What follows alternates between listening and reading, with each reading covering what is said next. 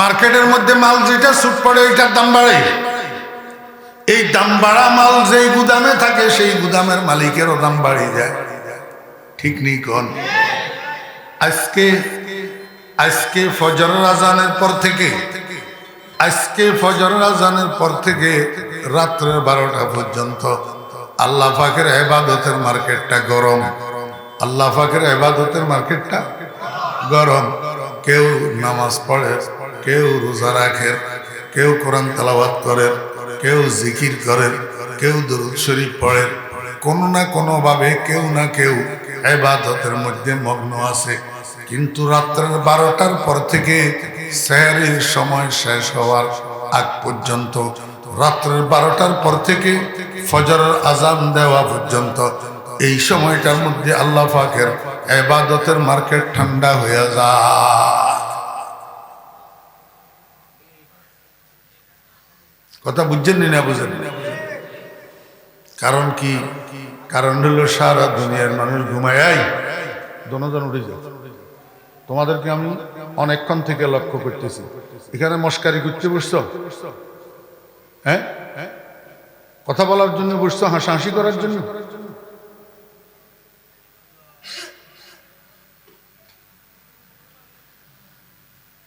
আর কিছু মুখের থেকে বাইর করলাম না, সবর করলাম।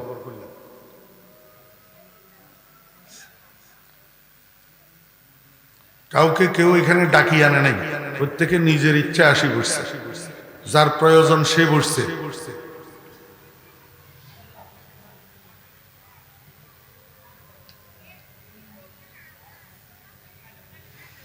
এখনো দিলের সোজা কর বেটা, দিলের এখনো সোজা কর।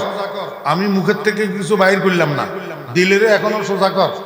এই সবুজ গেঞ্জিওয়ালা, দিলের এখনো সোজা কর, ধ্বংস হয়ে যাবি। আমি কইলাম বেয়াদবি এইখানে বেয়াদবি করা যায় না, এটা বেয়াদবির জায়গা না। দিলের সোজা করি বয়। ফরিদুদ্দিন নতুন বক্তা না,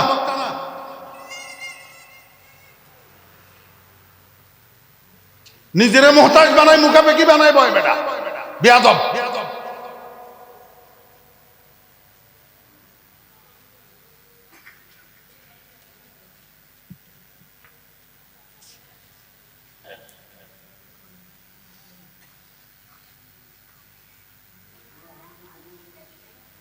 এত কিছু বলার পরে যদি মনোযোগ না থাকে, হতভাগা না তুই, ফোড়া কপাল।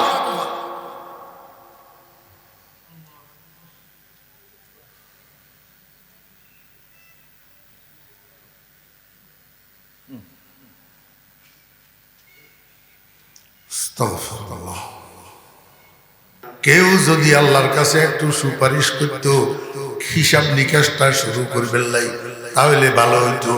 কিয়ামতের ময়দানে মানুষ সব দলবদ্ধ হইয়া আদম আলাইহিস সালামের কাছে যাবে, যাইয়া বলবে, আব্বা জান, আপনি তো আমাদের আদি পিতা, আল্লাহর কাছে এখানে সুপারিশ করেন না, হিসাব নিকাশটা শুরু করুক। মনোযোগ আসেনি? আদম আলাইহিস সালাম কয়, বাবারে, তোমরা আমার সন্তান, এই কথা ঠিক, কিন্তু আজকের এই সময়ের মধ্যে আল্লাহ পাক জব্বারিয়তের মধ্যে আছে, কাহারিয়তের মধ্যে আছে, মহারাগে রাগান্বিত।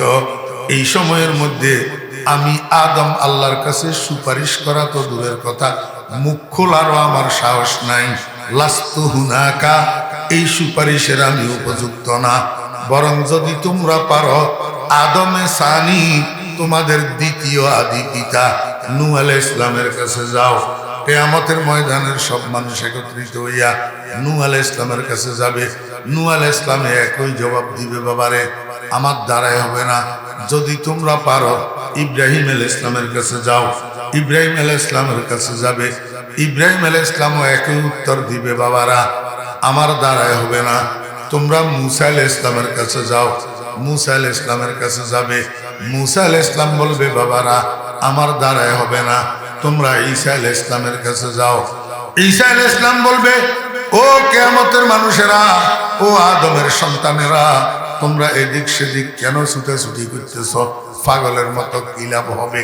আল্লাহ পাক যে রাগান্বিত অবস্থায় আছে, এই রাগান্বিত অবস্থায় কেউ হিসাব নিকাশ শুরু করার জন্য আল্লাহর কাছে সুপারিশ করতে পারবে না, শুধু একজন পারে, ওনার নাম রহমতুল লিল আলামিন।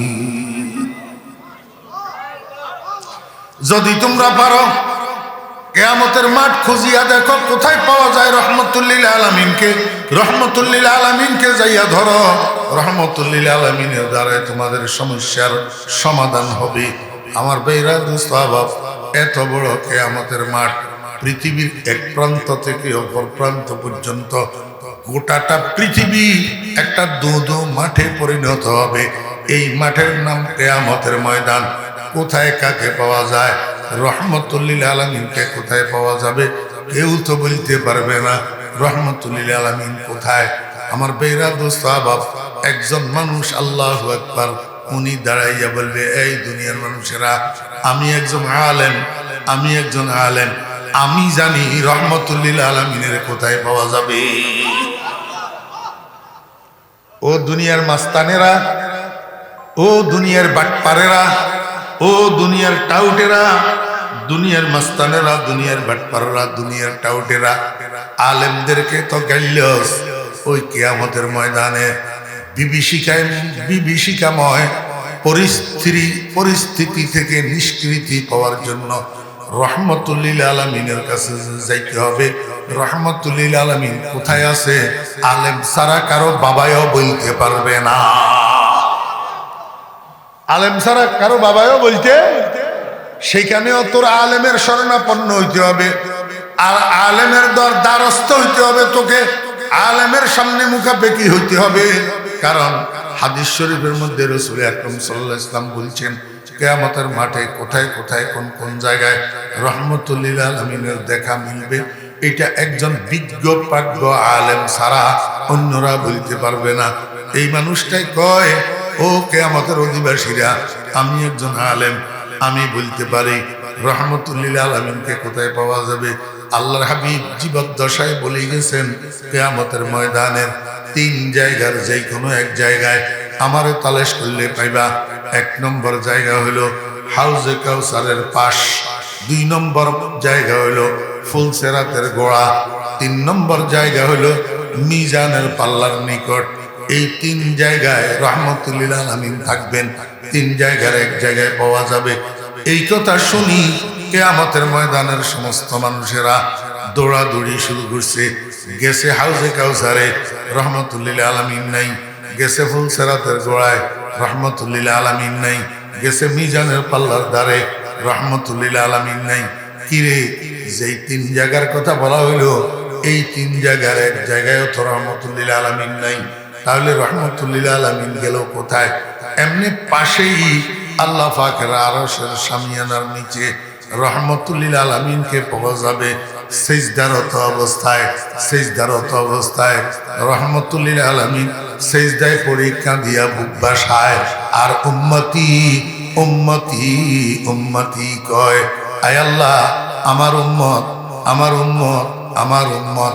আল্লাহ পাক রব্বুল আলামিন আরশে আজিম থেকে ডাক দিয়া কয়, বন্ধু আমার, দুনিয়াতে আমার কোরআনের জন্য, আমার দ্বীনের জন্য, আমার ইসলামের জন্য আমি আপনাকে অনেক কষ্ট দিয়েছি, অনেক কষ্ট দিয়েছি, কিন্তু কিয়ামতের ময়দানে আজকে আপনি কেন কষ্ট পাবেন? আজকে আপনি কাঁদবেন কেন? আজকে তো আপনার আনন্দের দিন, আজকে আপনার চোখের পানি আমি আর সওয়ালা বরদাস্ত করতে পারবো না। বন্ধু আমার, আপনি মাথাটা উপরের দিকে উঠান। ইরফা ইয়া মুহাম্মদ রাসাকা ইশফা তুশাফা সাল তুতা। ও বন্ধু, আপনার চোখের পানিগুলা মোছেন, আমি আজকে আপনার চোখের পানি বরদাস্ত করতে পারি না। আপনি মাথা উপরের দিকে উঠান, কি চাইবেন চান, আপনার চাওয়া আমি পূরণ করার জন্য প্রস্তুত।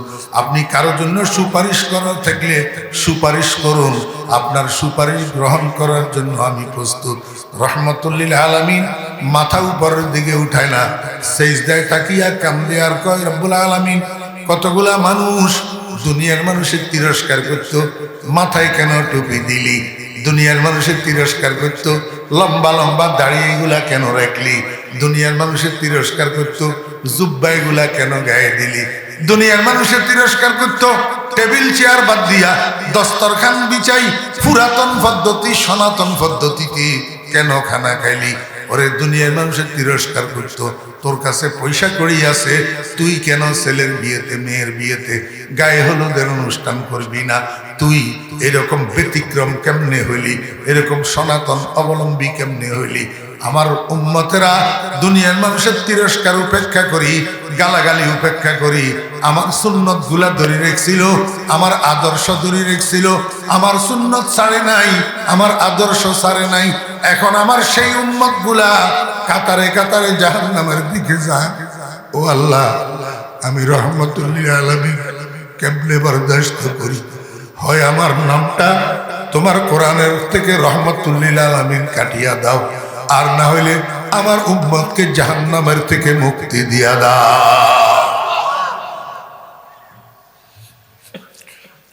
मंबाए शफकत बने और मादने उल्फत बने, मंबाए शफकत बने और मादने उल्फत बने, सारे आलम के लिए पैगंबरी रहमत बने। ओ मुसलमानेर बच्चारा ওয়াজ মাহফিল চিনলি না, দুর্গা পূজা কেমনে চিনলি? ও মুসলমানের বাচ্চারা মদিনার কামলিওয়ালার আদর্শ গ্রহণ করতে পারলি না, ওই মোদি দাদার আদর্শ কেমনে তোর কাছে ভালো লাগে? ও মুসলমানের বাচ্চা বন্ধু কেমনে চিনলি না? আসল বন্ধু নকল বন্ধু কেমনে চিনলি? গাফেলে আজ ইয়ারে খুদায়ে বেখবর, গাফেলে আজ ইয়ারে খুদায়ে বেখবর, চন্দে বাসি বেখবর চো গাও খর। একটা হিন্দুর ছেলে মুসলমান হয়েছে, মুসলমান ইসলাম গ্রহণ করছে, একটা হিন্দুর ছেলে। মনোযোগ আসেনি আমার বেয়েরা দোস্তাবা? হিন্দুর ছেলে মুসলমান হয়েছে, মুসলমান হওয়ার পরে তার নাম রাখছে সালেক। কি সালেক? এই সালেকের একজনে জিজ্ঞাসা করে, ও সালেক, যদি আল্লাহু আকবার আসমান থেকে জমিন পর্যন্ত পুরাটা তোর জন্য যদি হীরা জওহরের পাহাড় বানাই দেওয়া হয়, गर फर्श से तार से हो एक माले का अंबार, और शर्क से तागर्ब हो पर दरहम दीनार, हर जर्रा हो दुर और वे फारस बने को सार, और एक तरफ हो मेरे वो सैयद अबरार। फिर साले के मिस्की से कहे अब तू क्या ले, सब छोड़ के नालैन मोहम्मद को उठा ले, सब छोड़ के नालैन मोहम्मद को उठा ले। ও সালে, তুই তো হিন্দু আছিলি, তুই তো হিন্দু আছিলি, মুসলমান হইছ যে বেশি দিন হয় নাই। আমার একটা কথার উত্তর দে, সারা দুনিয়া ভর্তি খালি জায়গা এটা যদি হীরা জওহর মণিমুক্তা দিয়া ভর্তি করি, তোর এক পাশে রাখা হয় আর এক পাশে ইসলামের নবী মুহাম্মদকে রাখা হয়, এরপরে যদি তোর এখতিয়ার দেয়া হয় তুই দুনিয়া ভর্তি হীরা জওহরের টালিটা নিবি না ইসলামের নবীর বাগে নিবি? কোনটা নিবি কো? হিন্দুর ছেলে মুসলমান হওয়া নব মুসলিম সালেকে কয়, ও দুনিয়ার মানুষেরা, আমি একটুও দ্বিধা করব না, আমি সারা দুনিয়া ভর্তি হীরা জওহরের স্তূপ এইটার দিকে তাকাবো না, আমি মুহাম্মদুর রাসূলুল্লাহ সাল্লাল্লাহু আলাইহি ওয়াসাল্লামের দুইখানা জুতা মোবারক বুকে জড়াইয়া নেব, দুইখানা জুতা মোবারক বুকে জড়াইয়া নেব, দুনিয়ার মানুষের দেখাইয়া দেব, ও দুনিয়ার মুসলমানের দেখ, তোরা তো জন্মগত মুসলমান, আমি তো জন্মগত মুসলমান না, আমি একটা হিন্দুর ছেলে, দেখ আমার কাছে সারা দুনিয়া ভর্তি হীরা জওহরের থেকে মদিনার কামলিওয়ালা মুহাম্মদুর রাসূলুল্লাহ সাল্লাল্লাহু আলাইহি ওয়াসাল্লামের দুইখানা জুতার দাম বেশি। फिर साले के मिस्की से कहे अब तू क्या ले, सब छोड़ के नालैने मोहम्मद को उठा ले। अरे मुसलमाনের ফলারা, ও যুবকেরা, তরুণেরা, মদিনার কামলিওয়ালারে বন্ধু হিসাবে নির্বাচন করতে পারলি না, মদিনার কামলিওয়ালারে ভালোবাসতে পারলি না, ওরে হিন্দুদের দুর্গা পূজায় কেন যেতে পছন্দ করলি? আমার ভাইরা দোস্ত বাপ, মদিনার কামলিওয়ালা আরশের নিচে সেজদায় পড়ে কান্দে, আয় আল্লাহ আমাকে রহমতুল লিল আলামিন নাম বাদ দিয়া দেন, আর নতুবা আমার উম্মতকে জাহান্নাম থেকে মুক্ত করে দেন। আল্লাহ কয়, বন্ধু আর কান্দিয়েন না। আমি আপনার সাথে ওয়াদা করলাম, আপনার একটা উম্মত যদি জাহান্নামে থাকে ততক্ষণ পর্যন্ত আপনি জান্নাতে যাইবেন না। আপনি জান্নাতে যাইবেন তো যাইবেন, আপনার সমস্ত উম্মতগুলা যতক্ষণে জাহান্নামের থেকে মুক্ত হয় ততক্ষণে আপনি জান্নাতে যাবেন। আপনি যান, জাহান্নামের দ্বারে যান, আপনার উম্মতগুলাকে মুক্ত করে করে জান্নাতে পাঠাই দেন। রহমতুল্লিল আলামিন বলে মাথা উঠাবে, যাইয়া জাহান্নামের দ্বারে দাঁড়াবে, জাহান্নামের থেকে উম্মতগুলাকে উঠাইয়া উঠাইয়া জান্নাতে পাঠাইয়া শেষ করবেন। আল্লাহ পাক জিজ্ঞেস করবে, বন্ধু আর আপনার কোনো উম্মত জাহান্নামে আসেনি? রহমতুল্লিল আলামিন বলবে, মাওলা আর কোনো উম্মত আমার জাহান্নামের মধ্যে নাই। আল্লাহ পাক বলবেন, বন্ধু আপনি রহমতুল্লিল আলামিন যেই কথা ঠিক, কিন্তু আলিমুম বেজাতিস সুদূর তো না। আপনি তো আলিমুম বেজাতিস সুদূর না, আপনি তো অন্তর্যামী না। আমি আল্লাহ অন্তর্যামী। আপনার অনেক উম্মত এমন আছে যারা বাহ্যিকভাবে ইমানদার ছিল না, কিন্তু কলিজার কোনায় একটা সরিষা পরিমাণ ঈমান তার লুপ্ত ছিল। শুধু একদিনের একটা মিনিট ব্যয় করি অন্তরের বিশ্বাসের সাথে একবার বলছিল লা ইলাহা ইল্লাল্লাহ মুহাম্মাদুর রাসূলুল্লাহ। আমি আল্লাহ সাক্ষী হইয়া গেছি, সে যে অন্তরের বিশ্বাসের সাথে একবার কালিমা পাঠ করছিল, আমি আল্লাহ সাক্ষী হইয়া রয়েছি তার কলিজার কোনায় এই সরিষা পরিমাণ ঈমানটা লুপ্ত হইয়া রয়েছে, যেটা আপনি রহমতুল্লিল আলামিন জানেন না, কিন্তু আমি আল্লাহ জানি। অতএব দেখেন এখন আমি কি করি। আল্লাহ পাক বলে, কুদরতের খাদ দিয়া জাহান্নামের মধ্যে একটা খামসি মারবেন, ওই এক খামসির ভিতরে কতগুলা উম্মতে মুহাম্মদিয়ারে উঠাইয়া এইভাবে নিক্ষেপ করে দিবেন, সবগুলা যাইয়া জান্নাতে পড়বে। এই এক খামসির ভিতরে 70,000 উম্মতে মুহাম্মদিয়া থাকবে, দুর্বল ইমানদার, যেগুলাকে আল্লাহ পাক কুদরতের খামসি দিয়া জাহান্নামের থেকে মুক্ত করে জান্নাতে ফেলে দিবে। এইবার বলবে, ও বন্ধু আমার রহমতুল্লিল আলামিন, এখন কনফার্ম আপনার কোনো উম্মত আর জাহান্নামে নাই, এবার আপনি জান্নাতে চলে যান। मुंबई शफकत बने और मादने उल्फत बने, सारे आलम के लिए पैगंबरी रहमत बने। আমার ভাইরা, আমি আপনাদেরকে বুঝাইতে চেয়েছিলাম কিয়ামতের ময়দানের বিভীষিকাময় পরিস্থিতিকে একটু হিসাব নিকাশটা শুরু করার জন্য আল্লাহর কাছে সুপারিশ যে করবে, এই সুপারিশটা করার জন্য আর কেউ মুখ খোলার সাহস করবে না। কারণ এই সুপারিশ, এটা হলো শফায়াতে কুবরা। শফায়াতে কুবরা মহান সুপারিশ, সবচেয়ে বড় সুপারিশ। এই সুপারিশটা করার জন্য অধিকার দিয়া রাখছেন আল্লাহ পাক রব্বুল আলামিন শুধু মুহাম্মাদুর রাসূলুল্লাহ সাল্লাল্লাহু আলাইহি ওয়াসাল্লামকে। এত বড় মর্যাদার পজিশন আল্লাহ আর কোন নবীকে দেয় নাই, শুধু মুহাম্মাদুর রাসূলুল্লাহ সাল্লাল্লাহু আলাইহি ওয়াসাল্লামকে দান করছেন। কিসের বিনিময়ে? তাহাজ্জুদের নামাজের বিনিময়ে। আসা আইয়াবাতাকা রব্বুকা মাকামাম মাহমুদা। আমার বেয়রা দোস্ত আবাব, এইবার একটা সূক্ষ্ম কথা বুঝেন।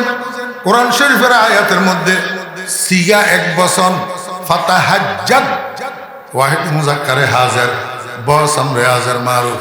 আল্লাহ পাক এক বচন শব্দ ব্যবহার করছেন, শুধু নবীজিকে সম্বোধন করে বলছেন, নবী আপনি তাহাজ্জুদের নামাজ পড়েন, এবং পুরস্কার শুধু নবীর জন্য ঘোষণা করছেন।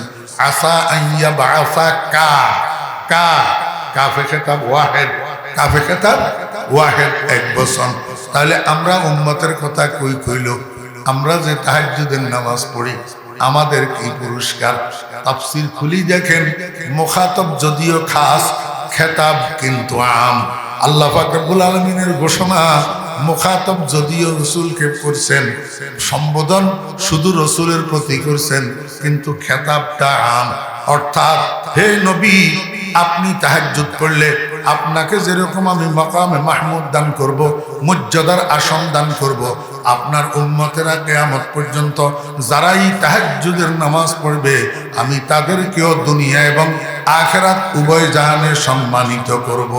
ও মুসলমান ভাইরা, টাকা বেশি হইলে মানুষ সম্মানী হয়, ক্ষমতা বড় হইলে মানুষ সম্মানী হয়, সার্টিফিকেট বেশি হইলে মানুষ সম্মানী হয়, পদ বড় হইলে মানুষ সম্মানী হয়।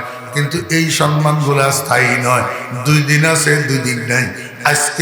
আজকে যদি ফুলের মালা ভাগ্যে জুটে, 2 দিন পরে জুতার মালা ভাগ্যে জুটে। আমার ভাইয়েরা, দোস্ত আবাব, আজকে যেই পুলিশে সেলিউট মারে, আগামীকাল সেই পুলিশে আবার হ্যান্ডকাপ লাগাইয়া ফাঁসার উপরে ফিটায়। এটার স্থায়িত্ব নেই সম্মানের। কিন্তু তাহাজ্জুদের নামাজের দ্বারা মানুষকে আল্লাহ পাক যেই সম্মান দান করে, এই সম্মান দুনিয়ার জীবদ্দশায়ও থাকে, মরণের বিছানায়ও থাকে, মরণের পরে কবরেও থাকে, কবরে হাসরের ময়দানেও থাকে। চির সম্মানের কেন্দ্র জান্নাতে আল্লাহ পাক মানুষকে সম্মানী করে এই তাহাজ্জুদের নামাজের বিনিময়ে। কারণ কি জানেননি? কারণ কারণ কারণ কি জানেননি? কিন্তু চাঁদ স্যার কি আরো এটা লাগাই দিতে বেগুন গেছে কই দিয়ে আল্লাহ আয় আমরা তো জুত লাগে আই আরেকখান করিয়া এসেছি শুনেন। সাতার ভাইয়া বাজারে কদিন আগে কাঁচা মরিচের কেজি 500 টাকা হয়েছিল।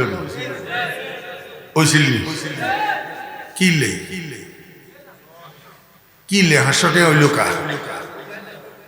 আরে আত শুনে, হ্যাঁ, কাঁচা মরিচের চাষ করছে যে মানছে, এই কাঁচা মরিচের ক্ষেত এখন অতি বৃষ্টির কারণে ভাঙি গেছে। কাঁচা মরিচের ক্ষেত ভাঙ্গা পড়ছে, সাথে সাথে কোলেস্টোরে যে রাখছে কাঁচা মরিচ, বিদ্যুৎ বিভ্রাটের কারণে বেগুন গেছে হুঁসি, বেগুন গেছে, যেগুন জমা রাখছে এগুন ফসি গেছে। নতুন ভাবে অতিবৃষ্টির কারণে উৎপাদন ব্যাহত হয়েছে, যার কারণে মার্কেটে সুট পড়ছে। তো মার্কেটে মাল যেটা সুট পড়ে এটার দাম বাড়ি যায়, ঠিক না বেঠিক? মার্কেটে মাল যেটা সুট পড়ে এটার দাম বাড়ে, সাথে সাথে এই দাম বাড়া মাল যার গুদামে বেশি থাকে হেতেরও দাম বাড়ি যায়, হেতে রাইতে রাইতে কুটিপতি হইয়া যায়। এই পর্যন্ত বুঝছেন না? আমলের নিয়তে শুনেন, আমলের নিয়তে